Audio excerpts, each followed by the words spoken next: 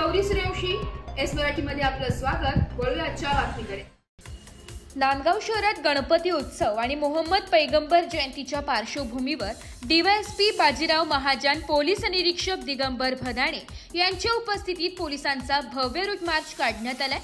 यावेळी police, home guard आणि RCP जवान सहभागी झाले। पोलीस ठाण्यात मार्गदर्शन करताना डीवायएसपी महाजन, पोलीस निरीक्षक दिगंबर भदाणे यांनी संकटावर मात करण्यासाठी पोलीस सज्ज असणे आवश्यक असल्याचं सांगितलंय। कर्मचाऱ्यांच्या अडचणी समजून घेतल्याने पोलीस दलात उत्साह निर्माण झालाय।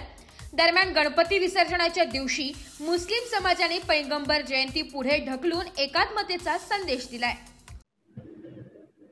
आज नांदगाव शहरामध्ये इथले लोकल पोलीस इन्स्पेक्टर, अधिकारी, त्याच्यानंतर होमगार्ड, आरसीपी यांच्या संयुक्त विद्यमाने गणपती उत्सव आणि ईदच्या संदर्भात शहरामधून एक रूट मार्च काढण्यात आला।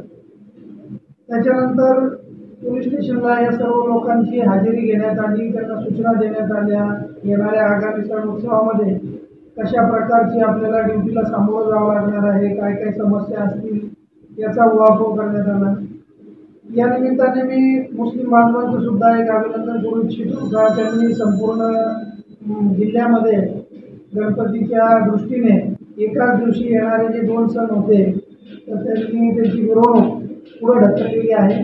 नांदगाव शहरामध्ये सुद्धा तशीच त्यांनी मिरवणूक पुढे ढकललेली आहे।